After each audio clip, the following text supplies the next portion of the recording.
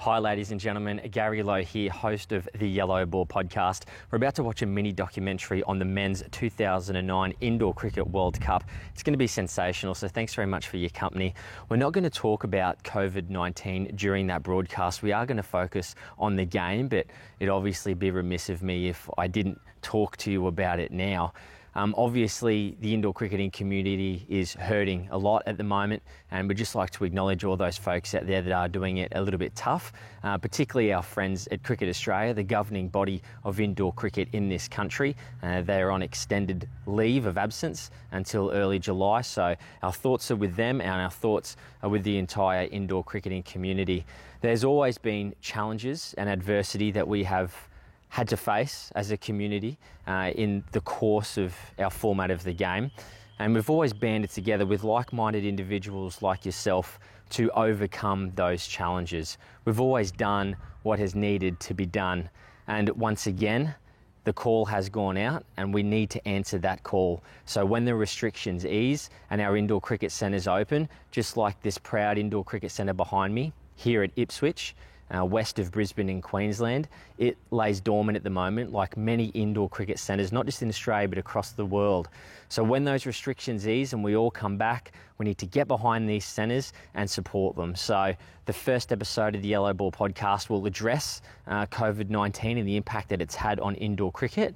But for now, please enjoy this mini documentary on the 2009 Men's Indoor Cricket World Cup. I hope you enjoy it. Be safe. Ladies and gentlemen, boys and girls, wherever you're watching this broadcast, right around the world, a very warm welcome to indoor cricket's greatest games. This episode is all about the men's 2009 Indoor Cricket World Cup. Before I commence any dialogue that treats to my responsibilities, just want to do a little bit of housekeeping. I want to say a very big thank you to Remax Tarragindi, Darren Lewis-Date and the team out there, Play Straight Cricket, Stephen Mogg doing wonderful things, and Brisbane podcast, Justin Rulon. Thank you very much for your support. But most important of all, I want to say a very, very big thank you to Sportscast. So Sportscast are the official broadcasters of indoor cricket. And at the moment, things are pretty tough. Live sport isn't going. There's no businesses that need a lot of live streaming happening. So Sportscast are really navigating through some tricky waters at the moment. To their credit, you know what they've done? Andrew McLeish and the team have come straight up to Cricket Australia and said, what is it we can do for indoor cricket? How good's that? Right now, Sportscast are right up against the ropes, ducking, weaving, dodging, trying to get through, and all they're interested in is supporting indoor cricket. So do yourself a favour, head along to the Sportscast Facebook page, www.facebook.com/Sportscast Australia. It's the least you could do. They are the driving force behind this initiative. So a very big thank you very much to Sportscast. And of course, our good friends at Cricket Australia for always being wonderful supporters. That's the housekeeping done. Before we sink our teeth into the 2009 Indoor Cricket Men's World Cup, also want to talk about the New Zealanders. So people might be thinking, oh, no Kiwis on the broadcast. You're being a bit biased. Disclaimer, I did ask multiple Kiwi players from the grand final if they'd like to partake and participate. Some of them said no. Some of them refused to respond. So I'm going to be the advocate for New Zealand tonight because, in my opinion, this game is one of the best games that New Zealand has ever played. They showed a lot of determination, a lot of grit. So I'm kind of going to be the New Zealand advocate because, in my opinion, they were outstanding. The two Aussies, though, who'll be advocating for Australia, starting off with Mr. Nick de Vries, debuted in 2004 and finished in 2013, started against Sri Lanka, finished with Sri Lanka, played 49 tests and won 4 World Cups. And Troy Gursky debuted in 2001, 3 World Cup campaigns, 2 of them as captain. Troy Gursky, Nick de Vries, welcome to the broadcast. Thanks, Gary. Cheers, mate. Thanks. Oh, Thanks for having us along. I've ramped it up. Hold on. I've brought it up like this. Oh, yeah. Thanks, Lowe. Good to have you. Thanks, guys. Yeah, us up a bit, haven't you? Jeez, come on, mate. We're a little bit older in the tooth these days, but yeah. Looking forward to it. Should be good to reminisce on a few good times by the looks of it. Yeah. And look, I must ask, first of all, to you, Troy Gursky. Nick de Vries tells me that 2007 campaign should be wiped off your CV because you were taped up like a mummy from head to toe in strapping tape held together by sticky tape and blue tack. What's the story there? Yeah. 2007, I actually got KO'd against the Kiwis. Got one and got an injury and didn't get back on the court until I think it was a game for the semi. So I went over to England, played like a round game and a couple of finals, I think. So we had to get me back on the court. We couldn't have Nick looking after the boys at the end of the week. So, heaven help us. Well, let's get stuck right into this game. There's going to be a great deal of footage that we're going to play as well, and the final happened. And here's what you guys were greeted with by the Kiwi team.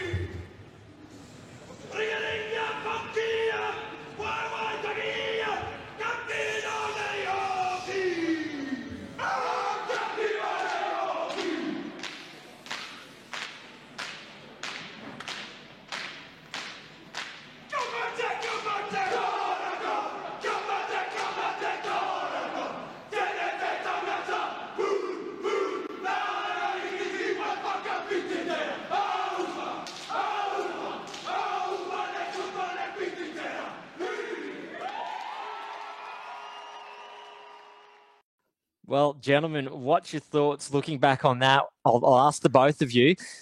Feelings, the haka, the World Cup finals about to start. How are the nerves? I've got goosies now. I'm ready to get back out there for another game. That's always one of the things with the Kiwis. It's the haka. It obviously it gets them going, but it always got us going as well. It just got the hairs in the back of the neck going again there. Seeing Brendan Donkers and Sonny Chan's eyes again, the passion they put into it. But it always gets you going. I'm ready to roll. Yeah. Nick agrees yourself? I always felt like it was more beneficial to us than it was to them. I like hearing the haka, you could run through a brick wall after it. But I remember thinking at the time there when they went into that circle that they might have actually been playing that and they were going to completely just shut it out and do it amongst themselves. But then it obviously went into some new style that sort of took everyone by surprise. But yeah, just remember that just fires you up. It's just intense. It's enjoyable. And like Bubsy said, makes you want to start playing again straight away. And I wasn't going to talk about the major semi-final that New Zealand beat you in, which was quite a shock, but it really was quite an important point of the tournament. I'm just looking at what transpired here. New Zealand won. Australia needed 74 runs to win, to advance through to the World Cup final. At the end of the 14th over of that game, you guys were 83. You were well in advance, and then all of a sudden, 8 wickets, minus 29 in the last 2 overs, you lose the game by 9 runs. How does that kind of prepare you for going into then to try and get into the World Cup? You've just lost a major semi-final and lost 8 for minus 29. Captain, tell me about that. Yeah, it was one of those games where we shuffled a few things. Myself and Jay had been batting last, but our first pair didn't get. I think we might have got 0 or 1 or something batting our first pair. One, I think it was. I actually talked Ross into moving me and Jay up a bit to try and get us going. I think we might have hit 30 odd somewhere there, and then Nick and Ty would have come in third and hit another 30 odd, and so it got us in a good position. And our last pair we're cruising, and then the game just turned on its head. I've never seen it like before. I don't think I've even seen it like in an in-house game. The game just changed. I mean, as you said, we lost. Yeah, what was it? 8 wickets or something. Eight for minus 29 in the last 2 overs. And Nick DeGrees, your partner, and Ty Hopes' partner had actually flown in that morning from Perth. Yeah, they had, and I don't know if many people actually know that, but yeah, they arrived at like 4 a.m. So they were staying at this. I don't think they stayed in the same hotel, but they were close, so they wanted to catch up with us, and we showed them where to go. But I just remember we were absolutely not so much for the New Zealand game. I think we were pretty fine, but the after losing that and then the South Africa game later in the afternoon, we were absolutely shattered. But probably not great in hindsight, especially for Ty, who doesn't do mornings at the best of times, let alone having to follow up with 2 games afterwards. So, Troy Gursky, what do you say to your team to really rally the troops? Some may argue that it was quite a shock loss in that major semi-final. Others would say that it's justified and it was a really great New Zealand side. But there is an expectation in Australian indoor cricket that we don't lose. So what did you say to the men? Oh, it is. It's a massive expectation. You know, like we've won all the World Cups. Yeah, we had a fairly experienced team. Like most of the blokes had come in. Obviously, there's myself and Jay had been there from early 2000s, but you know Nick come in 2004, and most of the other boys coming around that 2005, 2006 period. So we had a lot of experience. We had to make a couple of changes, obviously, after that game. Just when you're backing up that quick, mentally, you had to bring in fresh minds. That was the biggest thing. So we made a couple of changes. But, you know, with the boys, they all knew the process. And a quick rocket from Ross Gregory normally gets you up ready for the next game. So, yeah. And perfect segue. We'll fast forward into the game that takes place. Nick de Vries gets given the ball to start. And Nick, I know that you feel quite comfortable with the ball in hand commencing the attack. Yeah, it's just something I've always done. So when I'm bowling first, I suppose a bit like in outdoor cricket, when a batsman opens the batting, they're into the game before they can even let that nerves and the anxiety come into play. So I've really enjoyed always bowling first, and that's probably why I do, because I'm a bowler, mate. I don't want to have to think about things. That, you know, it hurts the brain when you think. So just like to get straight into it and start the game. Well, we've got Nick de Vries with the ball in hand. Captain Troy Gursky has given the final instructions. It's now game time. Let's have a look at the lineups. First of all, we'll look at the Australian team who are out on court now. That is their captain, Troy Gursky, Nick de Vries, Lyle Teskey, Darren Richards, Vinesh Bennett, Daniel McLaughlin, Ty Hopes and Jay Otto make up the 8 players to represent Australia in this Men's World Cup Grand Final. The Kiwis, who will be batting first, Tim Paps is their captain. He wears jersey number 91. Lee Kelly, Brendan Donkers, Stacey Hindman, Sonny Chan, Nigel Collins, Bryce Fellows and Scott Davies. And the coach is an Aussie, Rob Boyston of the New Zealand side. All is in readiness for the final.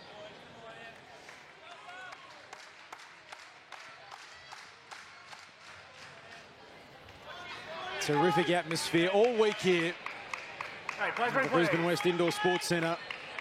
First over of the match to be bowled by Nick de Vries, who was simply outstanding in the preliminary final win over South Africa.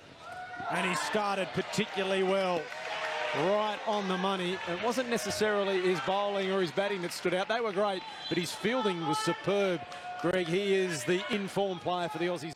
Well, not too bad. Nick de Vries gets us underway, and then it wasn't too long until Australia took their first wicket. Here's Bennett.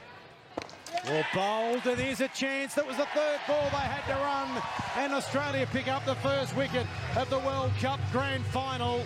Terrific work behind the stumps from Teskey. Terrific ball from Bennett. New Zealand lose their first.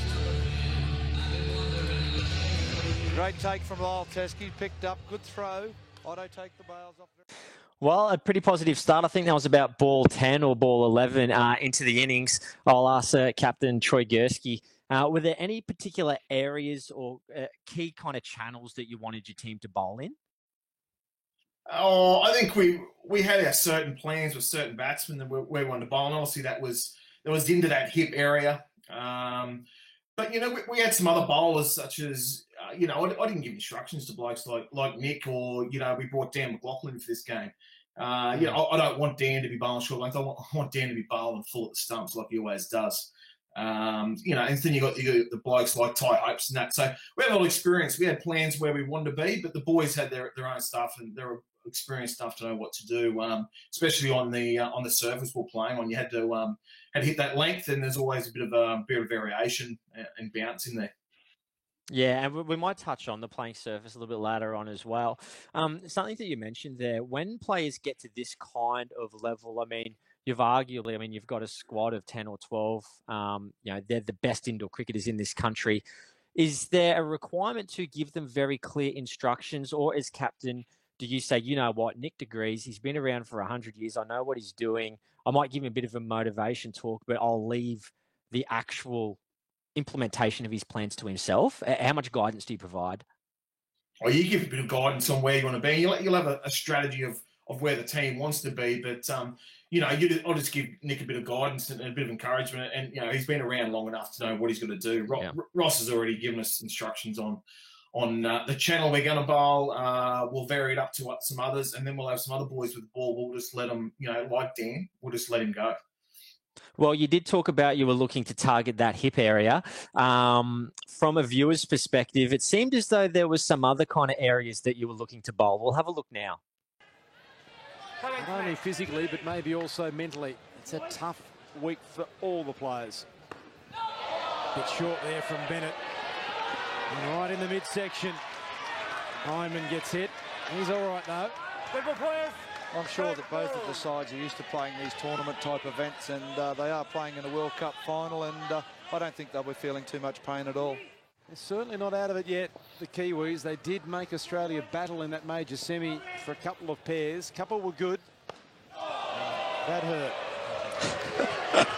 Well, it hurt me. I don't know whether it hurt Collins. Maybe they make protectors better than they used to. Didn't even flinch. He thought about it. Come on. And have a look at the smile on Jay Otto's face. Hey, how cheeky is he? There's a couple of absolute rockets. A couple of rockets right on a good length, right into the town halls. Now, you can't tell me that that's not a targeted area. Now, is that where you're meant to be bowling, or what's going on? Yeah, it's a polite way of playing it. That's close to the hip, isn't it? Yeah. Tell you one thing from there, the ball was hooping a bit, wasn't it? Right. Mate, it was. Yeah, there was a fair bit of it. And talking about the pitch, and now's a perfect little segue into it. A lot of hoop and a lot of grip and rip off that playing surface. Ty Hope's got a fair bit. We'll ask Nick DeGrees, the bowler there. Did you find that as well, that the playing surface was quite abrasive and you had to kind of adapt to the way the pitch was playing? Yeah, definitely. I mean, we had the benefit of playing our nationals there earlier in the year, which it was even worse. So it was taking off on length, and which you don't normally get in indoor cricket. It's normally pretty true, besides the movement in the air. But yeah, there was definitely a lot of grip. I don't know what it was, and it was mainly that court. Like, obviously, that's the grand finals on that court, but the other courts were slightly different. So it was, that court specifically definitely gripped and gave a lot more for the bowlers and made it a lot harder to score. And Troy Gursky, I know that you're quite a strong advocate for low-scoring games played on playing surfaces like that. You judge this game, and there's also another game, an international that you played, which was quite low-scoring, that had a very similar feel to it. Yeah, like the Sri Lanka World Cup final 2004, it was a similar surface. It'd probably been it'd been around for a year or two, but probably hadn't been as much cricket played on it. I think it was the perfect surface for a World Cup final, as was Darragh 2009. It tested the techniques of all batsmen involved, especially when you had the two bowling lineups that both countries possess. You're always going to be tested. If we want to move forward with the game, it's you want to see a tight, low-scoring contest like this game. Where it's an absolute battle. You don't want to see 140 to 120 if you want to get our game out there to the rest of the world. So, yeah, I thought the surface was great. It really tested all the players out there. And look, what is interesting, of course, the Indoor Cricket World Cup in 2020 due to COVID-19 has been postponed until next year. That World Cup final, or the entirety of the World Cup, of course, would have been played on brand new playing surfaces this year. So hopefully those playing surfaces don't get torn up too much within the year and we see something that's very, very similar. I'd like to talk about the discipline of the Australian side. Again, both Australia and New Zealand had the same amount of third ball opportunities. You both had 8. Australia converted 62.5 of them, and New Zealand just the 25. So we might just have a look at a bit of those third ball conversions and how they came about. This is exactly why Daniel's been brought into this side, to create pressure.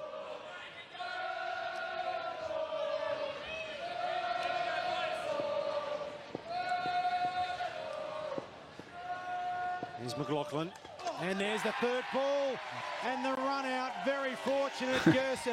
Teskey, I should say. He didn't catch it. I have a feeling it may have hit his protector and gone onto the stumps. It has. Either way, Paps was out of his crease and McLaughlin struck once again and -8 over. Exactly the start his coach was looking for. It's hit him right in that tender area and bounced back onto the stumps. -8 off that over. They are back to... Third ball they must run here, and it's the last ball of the over and the partnership. Richards, well bowled, edge out. Hopes takes the catch. The third ball pressure again, and a critical loss of a wicket for New Zealand, and more importantly, a loss of 5. Well bowled. Third ball coming up here for New Zealand, which means they must change the score.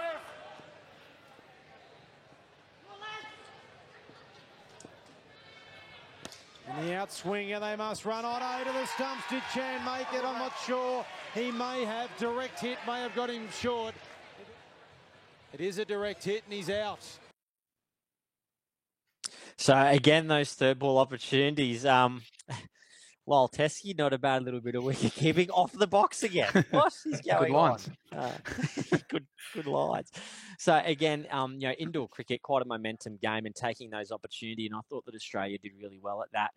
Want to talk about the inclusion of Dan McLaughlin. So he didn't play in the 2 minor finals, but he was selected to play in the grand final. So Troy, what kind of discussion or decision-making process was around Daniel McLaughlin? Was he a risky inclusion? Where were you going to play him? He didn't play in either of those 2 games before the grand final. So how did he slide his way in? I suppose it started with that major semi-final when we had Rob Fitzgerald and Lee Irwin who probably didn't perform at their best. We had to make a change. We brought in, I think it was Vinesh Bennett and Darren Richards, I'm pretty sure it was back then, who came in for that semi-final that night against South Africa. We got home. And during that day, it was Lance McDougall. Lance was looking a little bit tired. And we sat down that night and deliberated about whether to play Lance or whether we were going to make a change. And I think myself and Ross both agreed on we needed some fresh legs. And Dan was the man for the job. He added that strike power of the ball. Just probably with the bat that we were, you had to weigh things up. We didn't agree with, I think Ross always wanted him to open the batting. I wanted him to probably bat second, but that's why Ross is the head coach, I suppose. He gets what he wants in the end. So, yeah, well, mate, we both. I was about to say there is always the saying, the boss isn't always right, but he's always the boss. You know what I mean? Yeah, correct. Yeah. So Ross pretty much said to me, "Dan's opening the batting." I said, "Why is that, Ross?" And he said, "Because he'll open the batting, and then whatever we require, you guys will get the rest." So, okay, mate, that's what you think. So yeah, but no, he had a lot too with that bowling performance in the first innings. And how difficult is it? You've got a squad, and there are players that you've just mentioned that didn't play in the final, and there was a couple of additional players as well in your squad who also didn't get to play in that grand final. There's only 8 that can take the court. It obviously, those players that are in the squad are an integral part in making sure that you get to the 8. But just how difficult are those discussions to sit down with the coach and go, okay, let's pick the 8? Oh, they are the hardest decisions. I remember 2007, we sat Lyle Teskey out and we deliberated for probably the best part of it was over a day. It went over 2 days to make that decision. And it wasn't easy, the decisions we made to come up with that grand final team. But if we wouldn't have won this World Cup without that whole squad. As you saw, we brought players in for pretty much all those games. We brought fresh legs in when we had to, and we got the job done. So, yeah, it was a difficult decision, and yeah, in the end, it proved like the right one. Yeah, it certainly was the right decision. I think you'll find, and Daniel McLaughlin, he had an outstanding game. So let's just see exactly how Daniel McLaughlin did go with his bowling. Daniel McLaughlin to bowl his second over. This is the 11th over of the innings, so 6 overs remaining. And well fielded by Richards. Surely that couldn't have been a catch off his boot. The reactions there from the Australians suggest it might have been. I think it was hit into the ground first. I don't know. I think it's come off of his boot. Daniels dived for it, deflected it into the 3 net, and it's cost him 2 runs. Well polled and well played by Chan. That was a terrific ball, but even better batting. Another 3 there for the Kiwis.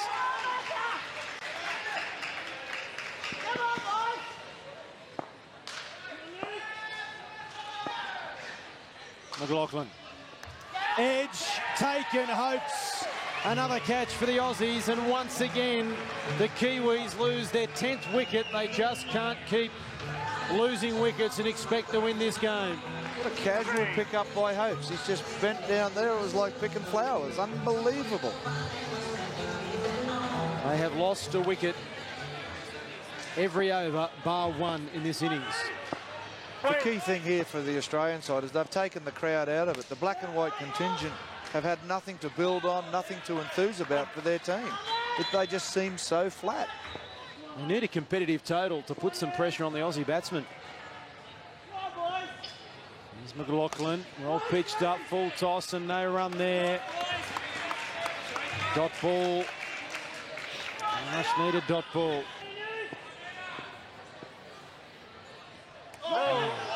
No ball called. I'm not sure that was above shoulder height. The reaction from Chan was more dramatic than the ball suggested, I would think. I think McLaughlin can consider himself very unlucky there. That was a great nut. That went a chest height, no more. Went there quickly too. Right across the chest. McLaughlin again. Here's a chance. Otto was at the receiver's end and Kelly got back. Terrific work behind the stumps.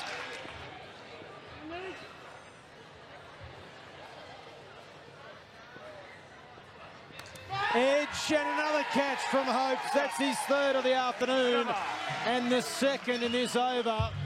And New Zealand are taking 1 step forward in about 5. Yeah, a pretty dominant performance there.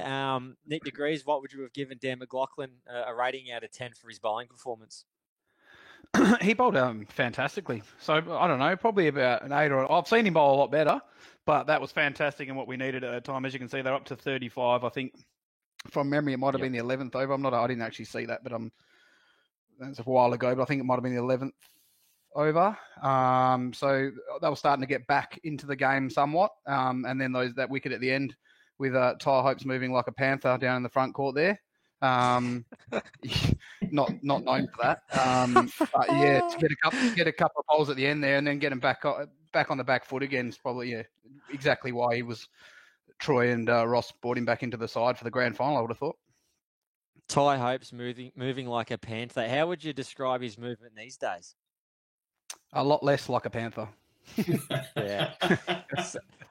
Someone once said that a bird started nesting on him the other day. A bird just started nesting on him. You could replace him with a pot plant. No, he's a good man, Ty Hopes. Well, look, Australia just dominated with the ball. You took 15 wickets. I'll ask the both of you. I think I know the response to that. You take 15 wickets in the game. You're going well on your way to win. Troy Gursky? Oh, yeah. What you're chasing 44, so you're you're in a pretty good situation, aren't you? At the changeover, you're pretty happy. A couple of good partnerships, and you're on your way. Well, yeah, certainly are. And yeah, well, this is how things looked at half-time, and we'll come back and have a look at the second innings shortly. And at the end of their 16 overs, New Zealand managed just 44. As we look at the New Zealand scorecard, Donkers and Hyman got them underway with 14. Then Paps and Fellows managed 6. Kelly and Chan 7. The best partnership of the innings was the last partnership. That between Nigel Collins and Scott Davies. They managed 17, but for Australia to make it a clean sweep at the 2009 Indoor Cricket World Cup at the Brisbane West Indoor Sports Centre, they require 45 for victory. Can they do it? We'll find out after the break. And we're back. Sorry, I had to use it because it said we'll be back after the break. I had to make it like it was a show. Look, we heard what's... thanks for the cheap laughs, boys. Appreciate it. We heard what Troy Gursky had to say, that it seemed as though you were pretty well on track. Nick de Vries, similar thoughts, I'd imagine. You're chasing 45 for the win.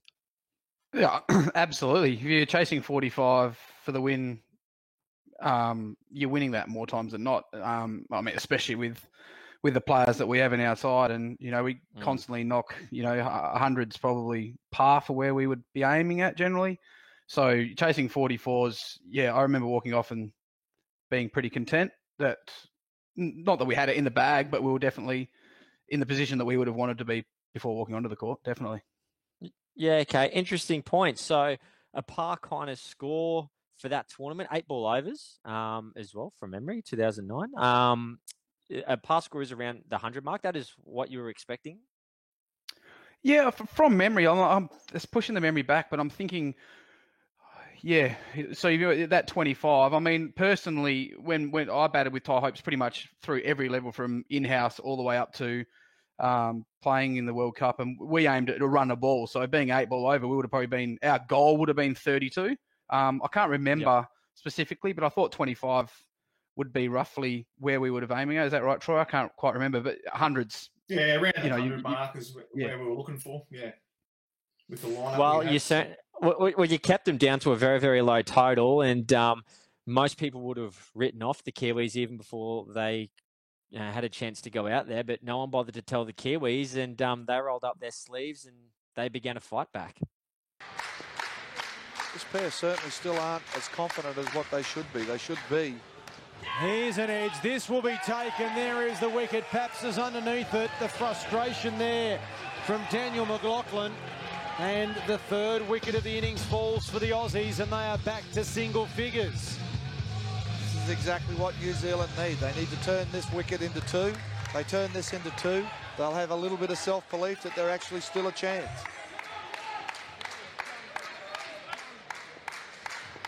I'm sure Ross Gregory can't believe that after 2 overs, again, Australia's 11, and they've been -2 for the next 2. They were just... there's another wicket at the take from Sonny Chan. Back-to-back wickets. Once again, the Aussies are self-imploding. This was the concern before the game Ross Gregory had with McLaughlin. No doubt about the quality of his bowling, but the discipline with the bat has always been one of the major worries with him. He's showing again why. Just 4 runs, the partnership, Vinesh Bennett and Daniel McLaughlin. And Bryce Fellows -7 from his over. And 14 off the first 4 for New Zealand, 4 off the first 4 for the Aussies. Tell me about, and I'll open the floor to either of you, Ross Gregory. What's he thinking right now when he's looking at that? Oh, Ross kind of knew, he knew that the little chance we're probably taking, putting Dan in first, and he probably would have been angry because he's always angry, Ross. But he would have been more angry because we were 14, with a couple of balls to go. So they've done a lot of hard work. Would have etched out somewhere near 20, and we lost a couple of pretty silly wickets there. On a pitch doing a bit, you had to wait a bit back on it, and Dan was obviously out in front of himself trying to flog it a bit. But Ross would have been angry, but more so because Ross is always angry. Yeah. So and look, there is that old adage as well, and I'll ask you, Nick, that if you get out in the last couple of deliveries, it is a bit of a momentum changer, and you're bringing in the new batting partnership on a bit of a low. Put yourself in the position of the batting pair that are coming out to bat second, or any kind of batting pair for that matter. Do you feel that when the batting partnership, before you get out a couple of cheap deliveries prior to coming off, that puts you on the back foot, or do you think that whole saying is complete garbage? No, there's definitely some truth behind the saying. I'd say more so than putting the next pair on the back foot, it puts New Zealand on the front foot. So you're walking out, fair call. You hit 2 easy 2s and they're sitting at 18. You only need another 26 to 27 to win. You're in the driver's seat straight away. 2 wickets at the end there. New Zealand are up and about, and you're all of a sudden walking into a cauldron where there's 8 guys that, they want blood, and they're going to come and get you no matter what, and they've already, got a taste of it. So I think you get strummed into it. So I think the two most important probably overs of your batting partnership is, well, probably your first couple of balls and then your last couple of balls is about building your momentum at the start and then starting your next pair off with a bit of momentum. And, you know, hopefully New Zealand or whoever you're playing against is not up and about when you first walk out. And look, you couldn't have said it any better because, you know, you were saying that they get a bit of taste for blood. Well, that's exactly what happened in this game. They got a bit of a sniff, and now because there's no Kiwi here to kind of advocate for them, I'm going to put on the New Zealand cap. This next stanza that the Kiwis put together is some of the best indoor cricket. Don't worry about in a World Cup match that I think has ever been played. So, ladies and gentlemen, I know that you two boys here on the broadcast might kind of be bit sorrowful watching the next little bit, but everyone else sit back and enjoy what the Kiwis start doing to the Australians. Here it is. The Aussies seem to have suffered with concentration in their batting, and they don't seem to maintain their concentration for 4 overs. Hopefully this pair can do that for the team. Oh, well bowled by Chan. That was quick. Straight through the legs of Teskey. That was sharp. He's generating some real pace here, Sonny Chan. His team needs a wicket, though. He realises the situation for sure, and he's going to give everything he has. As well as he's bowled, still 6 off this over at the moment. They need a wicket, and that is a chance. Here's Richard short. He may well be. It was a direct hit, and he may be short. He doesn't like it. He thinks he's gone. The video umpire is going to check. And the Kiwis may have got the wicket they were after. Donker's the man again. He gets it in and throws down the stumps before Darren Richards can get there. And the Aussies have lost their 5th wicket. There it is. Great piece of fielding, good bowling by Chan, great persistence, and field supported him, took the out that they really needed. Last ball of the 5th over, which has conceded just the 1 run. Here's Chan. And well played. And the run out was there. He hit it into the ground, Richards, but it came down quicker than I think he expected. Hit the net, the roof net, and came back, and Donker should have had an out. Absolutely, a direct hit there, and the Australian was well short. 2 runs off the over, 6 the total. But as we've said over the last couple of games, these games continue to ebb and flow, and it's a matter of who takes the opportunities presented to them. 11 overs remain. 39 required. A chance at the receiver's end. Did Teskey get back? Collins is delighted. Fellows is excited. Teskey's not sure. And that is out. That is another wicket. Like the New Zealand innings, the Australians keep losing wickets every over. They're back to 1 now, Greg. I can't believe this. I can't believe this either, but New Zealand, well thought out by their captain. He's brought their strike bowler back on, and he realises that they need to keep the wickets coming for them to defend this total.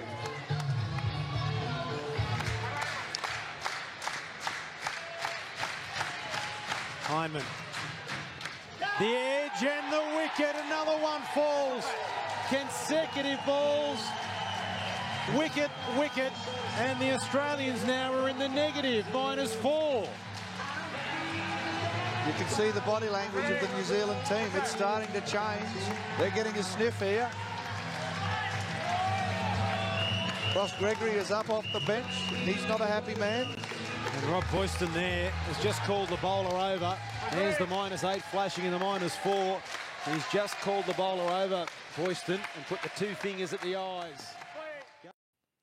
And that is an outstanding stanza of cricket. And the next bit of commentary there that we just miss out on is Rob Boyston, coach of the New Zealand side, puts his 2 fingers in the eyes and says, "Go for the kill." So I had that in my brain thinking about what you had just said just a couple of minutes ago, Nick de Vries, that, you know, once you've got a taste for it and there's a bit of blood in the water, indoor cricketers, they're sharks, brother. They'll come for you. Yeah, definitely. Definitely, and that's the thing. Once you're down, cricket, once you're down, well, you've got a team on the back foot. You really got to go in for that kill because it's a game of momentum. It literally can change in 3 balls. You hit 2 or 3 balls in the middle of the bat, and then the batter's back confident again, and then the fielders are then trying to fight to get back on top. That's probably why we all play the game. It's it moves so fast, and changes. The momentum just changes so many times and so quickly throughout a game. And that's what keeps me going back, at least anyway. It's just the unknown. It's sometimes you can play well and it's taken out of your control by someone playing better, and it's just the game. And that's probably why we all love it. You got to remember the Kiwis. Remember the Kiwis come off that major semi-final too. And so the last 4 overs, they were on an absolute roll. Like as we said before, they took 8 wickets for whatever it was, neg 20 odds. So then they've got a sniff now, and they had confidence. We allowed them to get back with confidence in that major semi-final, but now they had some serious confidence rolling into this final. Yeah. And with their tails up and the game in the state of play that it was, there was a little bit of conjecture about who was going to come in and bat third. Gursky and Otto, the 2 most experienced players, you would think would bat together with the Aussies. Will they bat last or will they bat next? What will the coach do? He'll put them in third, trying to either get us past the total or get us to the total, one or the other. But he won't leave them until the end. He won't leave them until the end, apparently. Yeah, I don't know. Greg Donnelly, I don't know if he'd seen much for the last 4 years or so, but I'd probably batted last since about 2005, I think. For a lot of it, batted a few different partners, Nick at one stage and a few others, but it was probably just because we moved up in that other major semi-final, but that was when we batted first. When we chased, we batted last all the time, myself and Jay. But obviously we're a bit more flexible when batting first. So, we're always batting last in the final for sure. Always batting last, eh? So the commentator just had a bit of mayo, just making it up. Yeah, I think he was, old Greg. Yeah. I also think Roscoe wouldn't have trusted me and Ty about last either. No way in the world. He had some stern words to me after the semi-final. After I convinced him to move us up second, we had a chat that night, and there's a few harsh words that were spoken that would never ever be happening again. So yeah. Oh. And thank you for understanding that this broadcast is only rated PG. So thank you for not kind of conveying exactly what he might have said to you in the confines of that team meeting between coach and captain. It is highly appreciated. And we're talking about the momentum of the game. Australia started off so great in the field. Then the Kiwis came up and they got a whole bunch of momentum.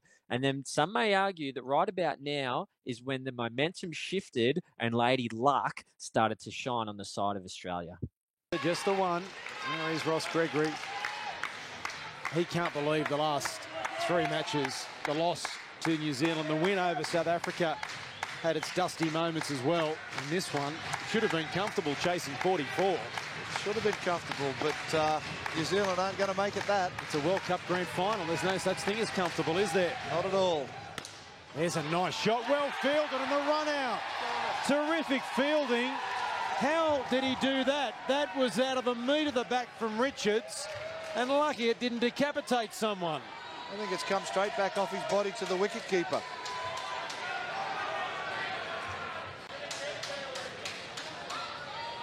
I think he's out. We can't see the stumps, but I think the head-on will show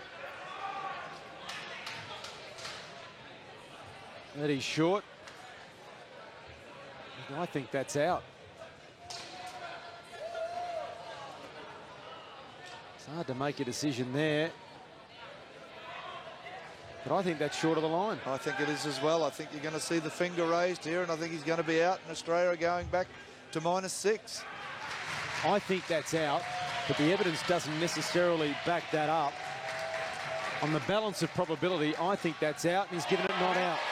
That is a huge call. I think he's given it to the benefit of the doubt to the batsman. A huge call in the context of this game. Yeah, I can understand the umpire not giving it because there was no clear evidence. But I think that the Australians have dodged one there. I'm sure they've dodged one, and if I was New Zealand, I wouldn't be very happy about that decision at all. And I'm sure when they see the replay, New Zealand, they will be flabbergasted. There'll be a trans-Tasman inquiry. Down the leg side, and it's called a wide. That was a line ball one as well. Couple of 50-50 calls here going against New Zealand. That was for mine inside.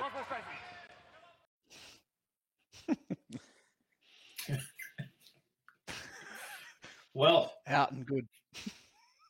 Thank you. Yes. Look, enough time has passed. It's okay to kind of say those things. Out and good. Oh yeah, but I mean the leg side, you get 10 or if 5 one way, 5 the other with the leg side. But to the letter of the law, I think the third umpire is not allowed to guess, so there was no clear evidence. But from playing, that's out. He's never got there. I've never actually seen that back. I've not watched the game back, so that's actually the first time I've seen that. Captain? Out. Yeah. I think he's out by 2 foot, isn't he? Yeah. Maybe a little bit. You just know as a player those ricochet ones off your guard fielder are just out. So when they ricochet back to the keeper, you've got to be Linford Christie to get in there. Or Usain Bolt, but I think he's out, and obviously the wide call was a tough one, but it was one of those games where there was a lot of balls that were in that area. The bowling was top notch, like it was first class, and there was a lot of balls in that zone. But yeah, from a second glance, it looked like it's pretty decent ball, yeah. And look, that there, and those 2 rocks were consecutive deliveries. And that essentially is an 8-run turnaround. So obviously no -5 for a dismissal, and they scampered through for a single. So they get 1. They don't lose the -5, so they're +6. And then the leg side, which was called leg side, which some may argue was possibly called good, they get the additional 2. So that's 8 runs in the space of 2 deliveries. And talking about momentum shifts like Nick de Vries was talking about, 2 deliveries. And that game has just turned on a dime as quickly as that. In terms of that run out, look, I think it was out. Perhaps the tournament director's given some really clear instruction to the third umpire that you can only give it out unless you are 100% sure and there's clear evidence. So certainly not here to umpire Badger. I'm a part of the umpires union, pay my fees, yearly. I'll never degrade them. But even just when that ball was taken, his arms were kind of through here. He only needed to go to there, and then the bars were dislodged. But look, I tend to agree with you. Out and good, but hey, that's indoor cricket. So I'm glad that we received some honesty, gentlemen. Thank you very much. No problems. And so as we all know, that Jay Otto and Troy Gursky were batting in last. So third was Nick de Vries and Ty Hopes, and here they are. Even off that over, the partnership was worth 18 for Richards and Teskey, and Australia are halfway there, just about, with 8 overs remaining. Ty Hopes and Nick de Vries, the next 2 for the Aussies. This pair is a very, very solid batting pair, and I'm sure that he's hoping that they come out with 30 and that the most experienced pair can just coast it home for him. Well, commentators said that you're looking to come off with 30. Earlier on in our broadcast, you did mention that, 25-30 was kind of where you were at. You came in with the team on a total of 22. Nick de Vries, you're out there with Ty Hopes. What's the battle plan? Well, the plan was just to get us close, or thereabouts, somewhere around the score. So sort of in that game, we probably, I think Ross just told us to get us to the score. Do nothing silly. Me and Ty both, probably batting's probably neither of our strengths, but to sort of just get us somewhere near the total, knowing that Troy and Jay were coming in last, who bat the house down generally, was the plan. I do remember him. He took me and Ty aside and told us this whole story about the archer and shooting an apple off somebody's head, and it's not about the result, it's about the process. And I'm pretty sure I walked into bat going something about an apple, I think once again, me and Ty being bowlers, it's probably not the great idea telling us some sort of story that has some meaning that neither of us knew what it was. But we were pretty confident. We'd batted pretty well all week, so I think we might have had a little bit of a hiccup against South Africa in the semi to get in, but I think that probably had a contributing factor that we were up from 4 a.m. But we had made, I think, from memory, 30, 35 against them in the game prior. So we're pretty confident. So I don't think at any stage we weren't worried. We were just prepared to do what we had to do. So going in there, not too worried. After we watch this next little clip, I'll ask you the exact same question because you did undergo a bit of a barrage from New Zealand. Aussies, 23. Here's the total. They need 22 to win. Surely there's got to be scars from the major semi-final. I think there's got to be a few scars also from the preliminary final, where the Australians also collapsed a bit in the final pair. Only scoring 9 runs in the final pair. That's well played by Degrees. The difference between then and now is that this is a World Cup final. Ross Gregory's changed his batting order, and the Australians' last pair are their most experienced pair. This is Fellows. First over went for -7 for Fellows. A defensive mindset there from Hopes. The Kiwis have created that doubt in every batsman's mind, and that's what we need to be positive. We need to hit through the line of the ball and be more positive. And here's half chance. Chan, was that a catch? I'm not sure. Chan is claiming the catch. He certainly caught it before it hit the ground again, but I'm not sure that it wasn't a bump ball. Here's Hopes to the pitch of it. Or is it a catch? I don't know. I think he's caught it cleanly. This will tell us. I think that's out. It appears like he scooped it up. And it is out. The finger is raised. New Zealand get another wicket. And the Aussies go backwards. This pair is -3.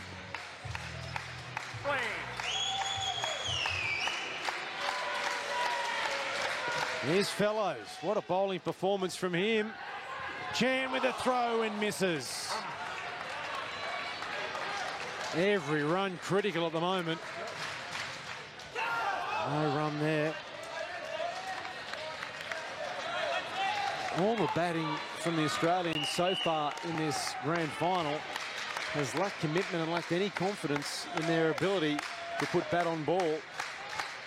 Yes, credit New Zealand, but certainly a lack of confidence at the moment from the Aussies. Hopes stalled, and Hopes has run out.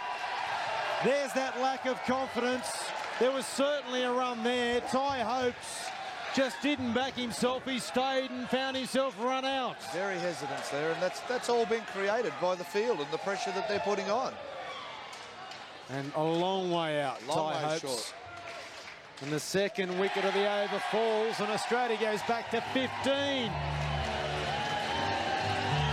At this rate, Jay Otto and Troy Gursky could be chasing 30 plus. Absolutely. Fellows is doing everything he can to stand this game on his head single-handedly. And the Kiwis have woken up.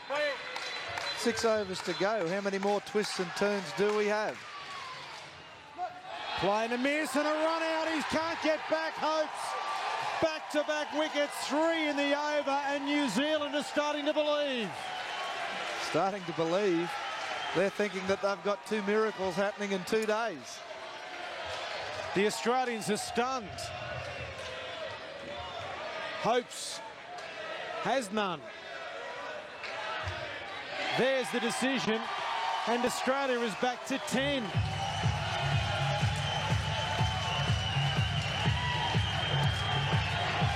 I can't believe what I'm seeing, not only today, but also the major semi. I mean, this isn't just a one-off. This has happened before, and New Zealand is doing it twice to the Aussies, and the Aussies are doing it twice to themselves. Here's Fellows again, and the edge drops. He dropped it, Scott Davies, and that is the end of the over. -13, that over. And can you believe this, Greg Donnelly? From his 2 overs, Bryce Fellows has gone for -20. Nick de Vries, were you feeling confident at the end of that? That's a very hard question. I don't remember being. We definitely weren't confident from that point, but I definitely don't think at the same time that we were bashing ourselves up. I honestly don't know what happened there. Like, with all due respect to Bryce Fellows, he bowled a fantastic over and put him on a 50-cent piece. However, I feel maybe from the game prior, we've probably played it too defensively. I think, I know in 2008, for instance, I think we played him quite easily. I just think that maybe he had the confidence, and maybe because of what happened prior. I know we were, when he came on to bowl, there was definitely discussion of what we needed to do and what we needed to do. And me and Ty wouldn't normally do that. We just face every ball on its merits. So we don't necessarily discuss what the bowlers are doing. So maybe it got into our head prior a little bit. I remember walking over to the net after that over, and Roscoe, absolute steam coming out of his ears, referring back to this archer that shoots the apple off the head, and in no uncertain terms telling him to bugger off and worry about just hitting the ball. Don't worry about the archer, just hit the ball. And I think that worked from that point in, actually. But it's something me and Ty always talk about, is that conversation with Ross about the archer. And it literally, like, the whole second pair, that's probably why I haven't seen half of that stuff. He was talking to us about this archer and the process and not worrying about the process and all that. And then in the space of 10 seconds and 43 swear words telling us not to worry about the archer anymore is a memory that I'll probably... that's probably one of the main memories that sticks out in a lot of my cricket, actually, just that how it all unfolded. Was Bryce Fellows close to being best on ground that day? His bowling, he definitely was. Yeah, probably. Even taking his batting out of it, yeah, he kept him in that game, -20 off 2 overs. So without him, we won by 10, so we win by 30 without him. So. Yeah, Well, I remember I received the award for man of the match, but I remember thinking, like, this bloke's bowled -20 in a World Cup final. It was just one of those performances from a bloke who didn't deserve to be on the losing team. He, as you boys just said, he turned the game on its head. Bowled perfectly, didn't he? For that surface, it was Bryce's surface to bowl on. But you still got to put it in the right area, and he put 2 overs. I think he did the same as Semi. He put a couple of games right in that spot of that length of uncertainty, and he bowled on. Well, he bowled one of those last 2 overs in the Semi, didn't he? I think him and Paps bowled. In the Semi, he bowled a big neg over in that win they had as well, I'm pretty sure. And then Paps bowled that last over, and Well, on flat surfaces, I didn't think Bryce was too much trouble, but once he got on a pitch that, like these newer ones, he was red hot. He was real dangerous. Yeah. And you're quite right. It is one thing to know that's where I need to put the ball, but it's another thing to actually put the ball on that spot. Actually executing the skill is where it all comes in. So he certainly had it on a penny, and quite right, in that corridor of confusion, as we call it, not knowing kind of where to go, and on that playing surface, you really wreaked havoc, I should say. Nick de Vries, though, yourself and Ty Hopes in the next 2 overs come out and hit 25. So how'd you manage that? Where did that come from? You've gone out there, you've got maybe, I think it was 1 off the first over. You've just been put absolutely on the rack by Bryce Fellows. Ross Gregory's telling you, forget about the archer, forget about the apple, eat the apple, throw it away, because we don't know what's going on with that kind of analogy anymore. And then all of a sudden, you turn it around like that. Not only do I find it fascinating from a point of view that mentally you've had to recover from some emotional scars from previous games where New Zealand have really applied the blowtorch to the belly. You're in a final at the moment. You're right up against it, and then you turn it around. How did you do that? Like, that's a lot of runs to score in 2 overs. Yeah, I remember me and Ty were, so after Ross had spoken to us, we sort of walked off and had a chat amongst ourselves, and we were like, come on, this isn't how we play the game. Both of us are quite attacking batsmen, more so Ty than myself. And we did discuss just, let's just bat how we can.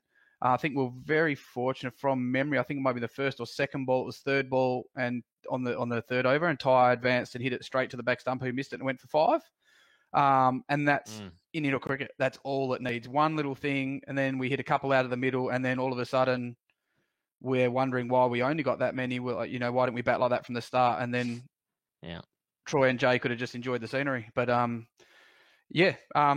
it's just what we talked about before. Momentum in indoor cricket can change in 2 or 3 balls, and that's exactly what happened. The misfield, that's a 10-run turnaround. So we obviously get a lift out of that, and New Zealand then get a little bit flat out of that, and then we rallied and put that over away. I think, I don't know, 12 or 15 or something off the over. I'm not 100% sure. But then all we have to do is just get a good over in the last one and that whole what we talked about again before about not getting a wicket in that last over, to then let the momentum flow on into Jay and Troy batting last. Yeah, and Troy and Jay come out. They don't have too much of an opportunity to enjoy that scenery. There's a lot going on. They've still got some work to do.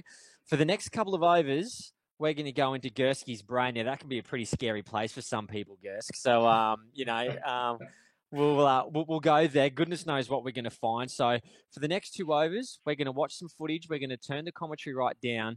And we want your brain to talk to the audience. Let us know, I was thinking this and this came along, and whatever was going on in your bonds at that time, spit it out. Here it comes.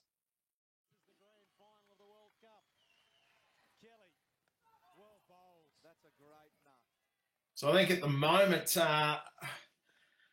myself and Jay are getting ready at the back. At one stage, we were looking at, we were preparing ourselves to be hitting 30 plus. We didn't actually see much of the pair. We were just at the back getting ready, and we could hear wickets falling. But we're just preparing ourselves to come out and score whatever we had to score. And obviously Nick and Ty come through in the back end in those last 2 overs, 25 runs, and play the way that they had always played in their careers. But yeah, coming out, we had to score 10. We were quietly confident. Obviously, we'd played a lot of cricket together for a lot of years, myself and Jay, and we batted all tournament together. And I think we're both probably at close to the top of our game with the bat in our careers at this stage. So mentally, we were prepared. We were prepared for it. And yeah, we've been in some good form as well. But we knew that this bloke here, Sonny Chan, he was gonna come hard first over at us. We knew we had to weather him straight up. So yeah, have a look at Sonny. He's pretty pumped up, as he always was. Big competitor, Sonny Chan. Fair nut straight up too, into the legs. We knew they were going to probably target into our hip area, especially with Jay. Anything outside off stump, Jay he eats it up. So as you can probably just see there, yeah, it's in his zone. It's 2, but yeah, we knew we had to start well. So yeah, Jay's got us off to a good start. And Sonny's a bloke that you need to get into early. So thanks, Sonny. Nice little short one outside off stump to get me going. So we started quite well here. Take me back this game, jeez, a long time ago. Yeah, but obviously he's missing his zones a little bit there. I think he wants to be at us. Sonny's, he's going to be trying to bowl into our hip area.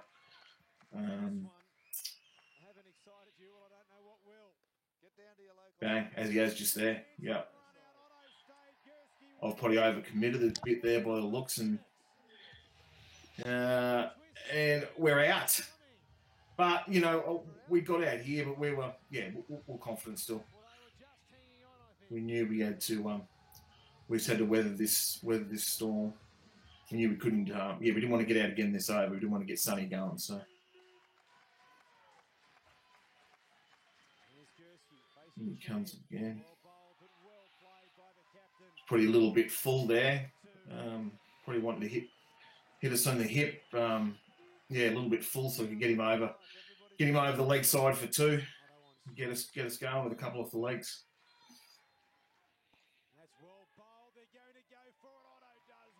That's another one. Poor old, who was the back stumper? Stacey. He got a couple of rough ones in this final. He's got another one there where it's an in-between zone. And yeah, he might have run Jay out there, but yeah, it was in the spot there. So we've come along not too bad here from that run out now in this over. Sonny gives us a little one down leg side, which is always nice. Get your confidence up with a couple of little leg sides. It's pretty close too, wasn't it? But yeah, you can see where he's trying. I know where he's trying to bowl. He's trying to get in that hip area, short of length. So there it is. There he's trying to hit that area. It's always got a bit of pace. Sonny always enjoyed facing Sonny. I faced him a lot over the years, and yeah, I always enjoyed facing the quicks, and he was always a challenge. So we haven't started too bad there. We've got us going. We're up to 39. We lost the 1 wicket with that run out, but now we've got Nigel Collins coming on, and he'll do the same. He'll hit that back of the length area. Is what Nigel always tried to do, pretty much. There, Jay normally eats them up. Those ones there. I tell you, who's been quick this game is Scotty Davies been on the stumps. He's had a rocket arm.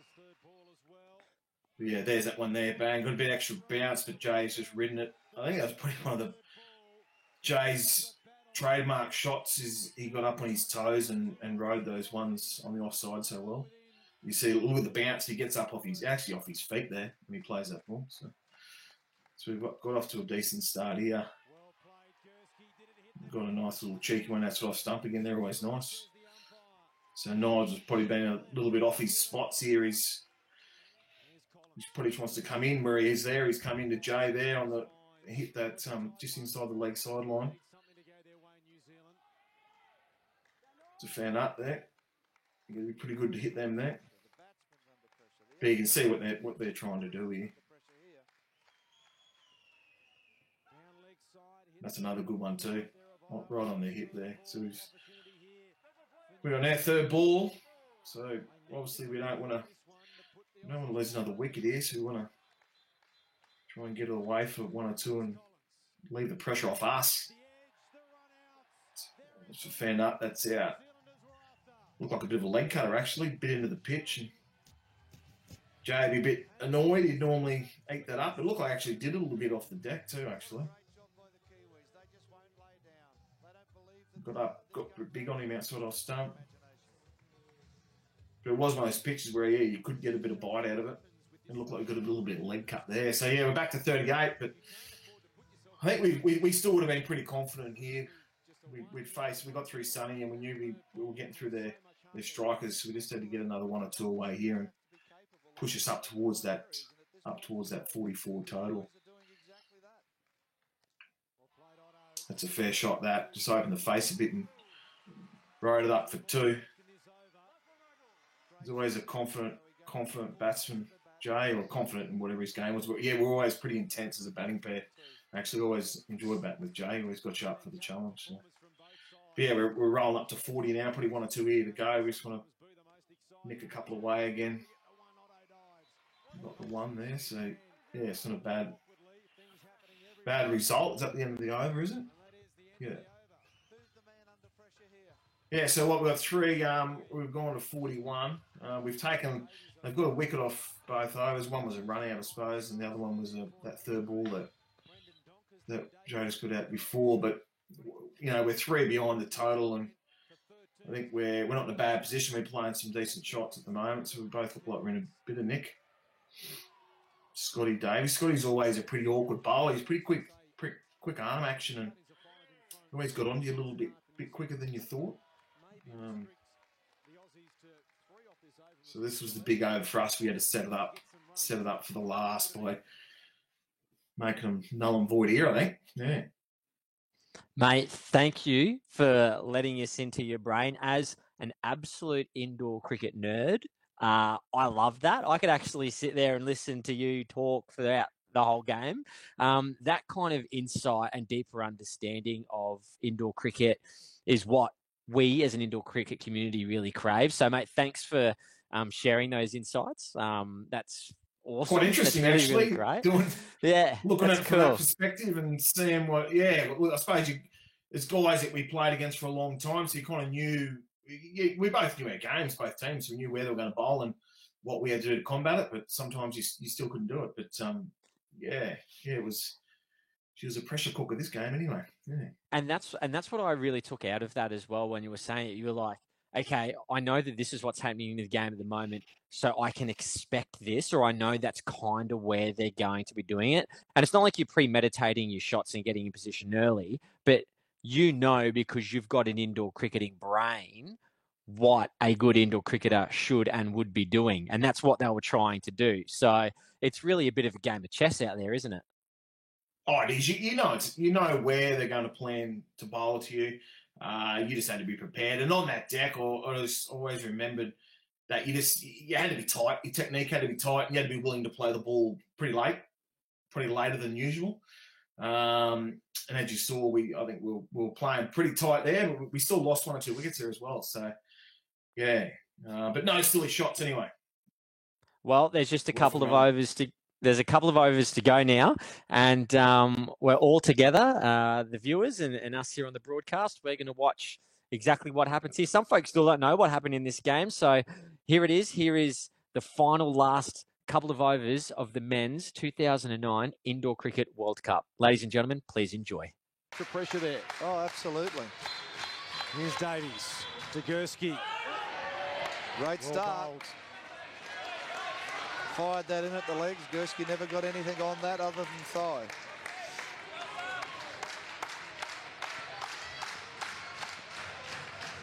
Short, too short, no ball, says the umpire. Big call. Davies doesn't like it. The 2 runs edge Australia even closer. It was very short, and I think it was above shoulder height. When the keeper has to jump. Yeah, I think that's a great call by the umpire. It definitely was above shoulder height. Here's Davies.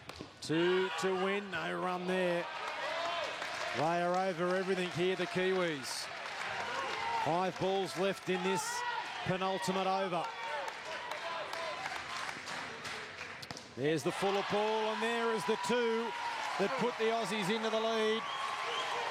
1.4 overs remaining. It now becomes critical for New Zealand. They need wickets. They need more than 1. I reckon they still need 3 to win the World Cup. Here's Davies. Down leg side, not a wide though, just inside. 3 balls left in the over. This is where Coach Ross Gregory would be hoping that the Australians experience. These 2 guys can get the Australian side over the line. It's probably... This is why he held them back for this particular reason. Absolutely. There's Davies short, 2 runs there to Otto Chen with the throw. And Jay Otto makes it home. Well, he's not home yet. I mean, he makes it safely into his crease. The Aussies certainly a long way from home.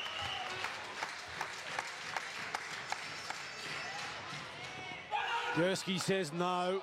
Otto struck by the throw. Thought about the overthrow. Last ball of the over. Davies.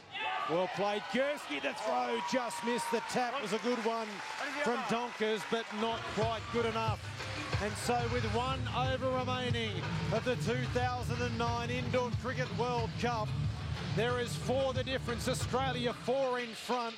Can they hang on and win? All New Zealand cause one of the upsets of all time in World Cup history. Brendan Donkers will bowl the last over. His first over went for 13. He needs to bowl the over of his life. I'll pose a question for you here now. Will the Kiwis try the man-card?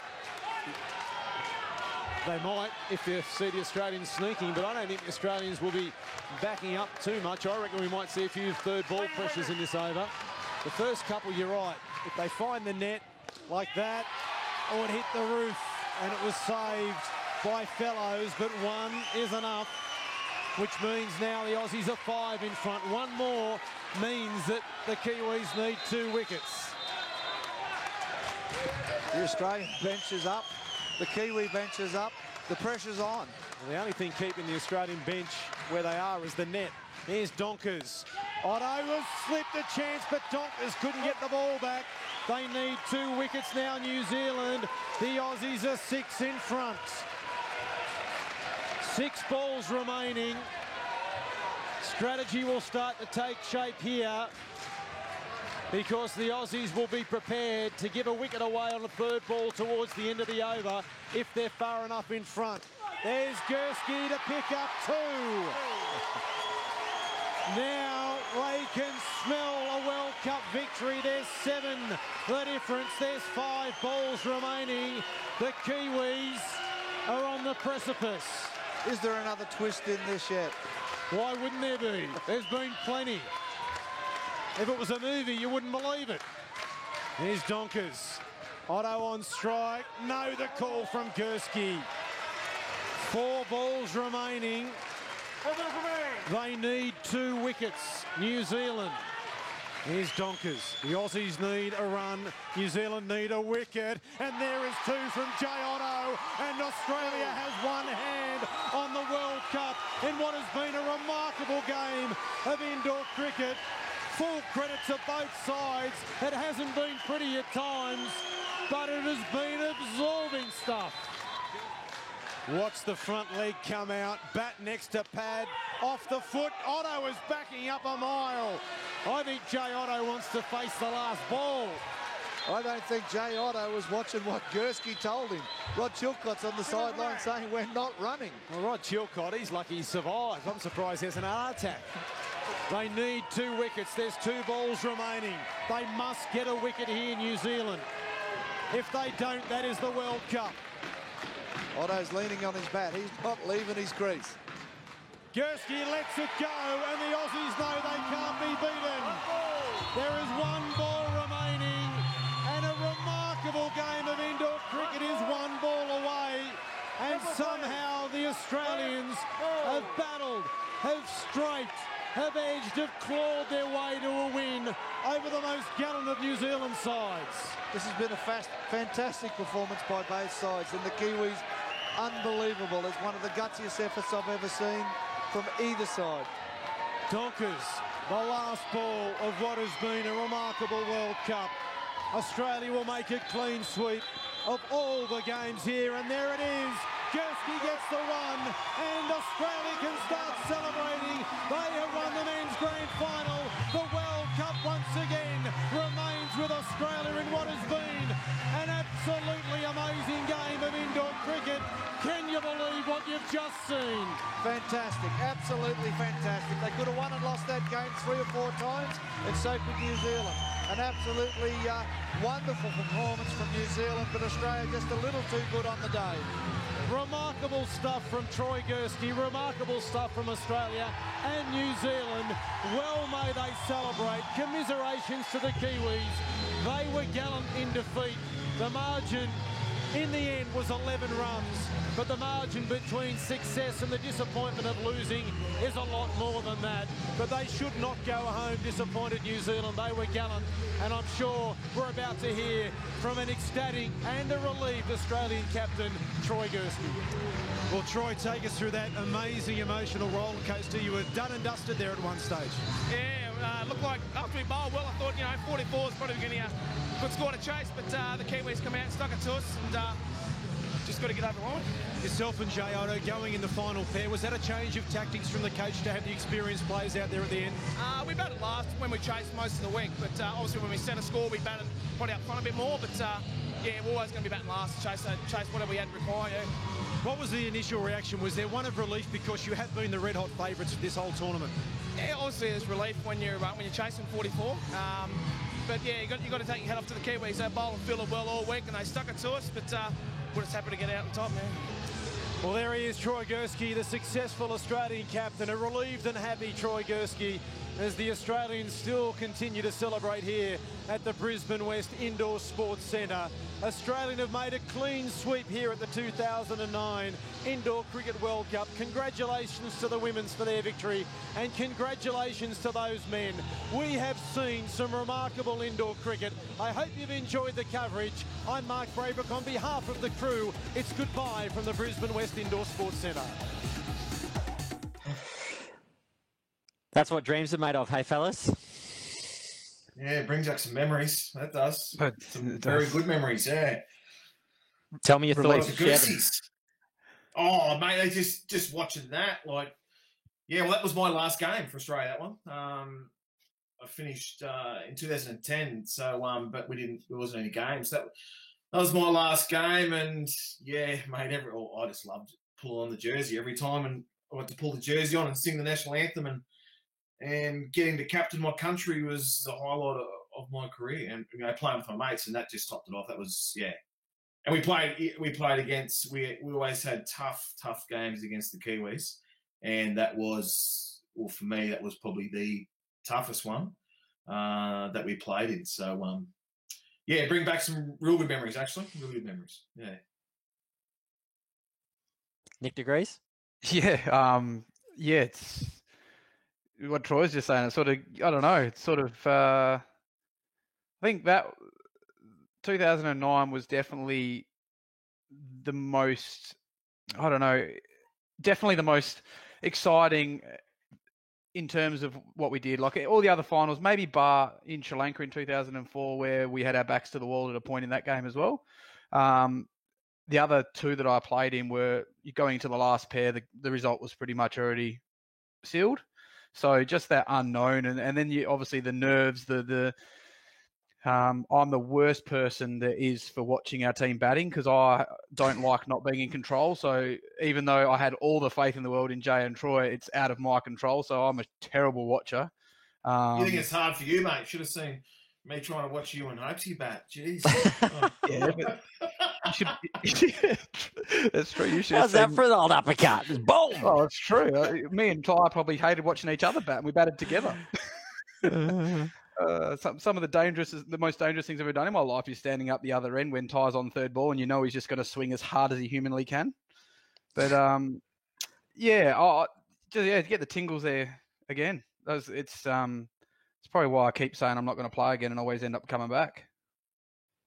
Can I say one thing, Gary? That New Zealand team, I think that was as good as New Zealand team I played in. We played a couple back in 2001 that were pretty handy, but that team there on that tournament, they were well coached. Rob Boyson was coaching at the time, but you could, they had a good side when they got Brendan Donkers back in, and with Sonny and Lee Kelly. I think that was as good as I saw Lee play. That 2009 World Cup, he was on top of his game. He played for a long time, Lee.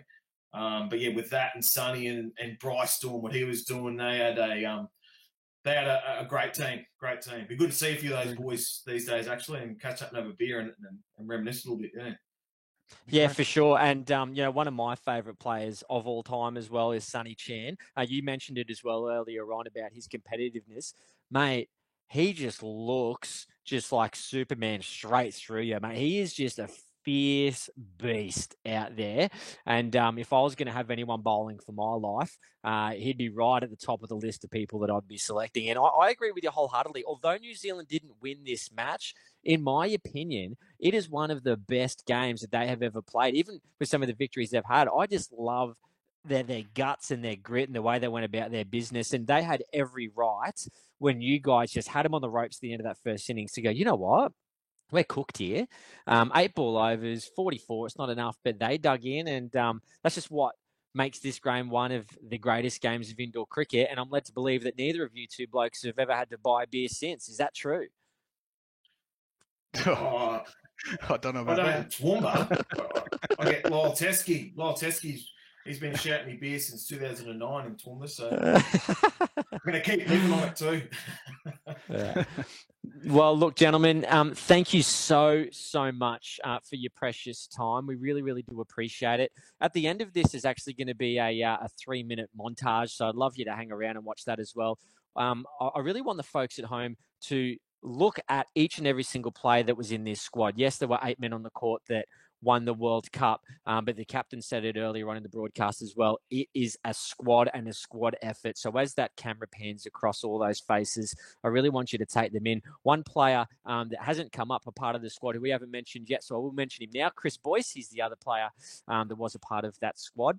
Just because they weren't on that court, Rob Fitzgerald, for crying out loud, one of the greatest players who ever played indoor cricket, didn't make the 8. And that shows you how strong and competitive an Australian side is. Troy Gursky talked about it before the World Cup previous. Lyle Teskey didn't get in the 8. Like, how strong does a squad and a team need to be when you got people like Rob Fitzgerald and Lyle Teskey not making 8s? So, gentlemen, I'll give you one sentence to wrap up 2009 Indoor Cricket World Cup final. We'll start with you, Nick de Gries. Give me one sentence to conclude it all for you, in your opinion. It was just unbelievable. Probably a game where no team deserved to lose, and I probably never ever said that. And at the time, I definitely wouldn't. But they're looking back at that and watching that now, there's probably feel a bit too bad for them. They actually played an unbelievable game, and I know it's a bit more than a sentence, but hopefully they take that away as a good memory. And no teams really got that close other than that game, so they have that over the rest of the world. And Troy Gursky. Oh, just an honour to be involved in that game, and an honour to be captain of the Australian team in that game. So yeah, it was just an honour to play against the Kiwis and for it to go down as one of the best games of indoor cricket that's been around. It certainly was. And ladies and gentlemen, thank you so much for watching that with us and being a part of all the ebbs and flows of that game. A massive, big thank you to Brendan Jones, the production manager from Sportscast Australia, who's put all this together. Andrew McLeish, the man at the top of Sportscast. Mate, you guys are the best. And honestly, if you've enjoyed what you've watched right now, head along to facebook.com/Sportscast Australia. Give them a like. That's the least you can do. If you've enjoyed this, which if you haven't enjoyed it, we'll send the men in the white coats and the butterfly nets to come collect you. Go there, give them a like. Sportscast Australia, you have gone above and beyond. Good news for everybody. Woo! We're doing this again, baby. There's going to be another game that's coming up. Here's the kicker, though. Bit of housekeeping. It costs money, right? So we've had some sponsors that have chipped in. Sportscast Australia have carried the load big time. We need somebody or a group of organizations to come together, get a couple of bucks together so we can have an episode 2, okay? If I have to do a GoFundMe, I will. I don't care. These things need to be told. These stories of indoor cricket need to be told. It's so, so important to the growth and the development of our format of the game. So, ladies and gentlemen, thank you so much. There's another couple of minutes with a lovely montage. Please enjoy it. My name's Gary Lowe, and can I tell you what? It's been a real privilege and honour to be the host of such an important content piece for indoor cricket. Thank you so much again to Troy Gursky and Nick de Gries. From all of us here, thank you, goodbye, and enjoy the wonderful montage. Thanks, folks.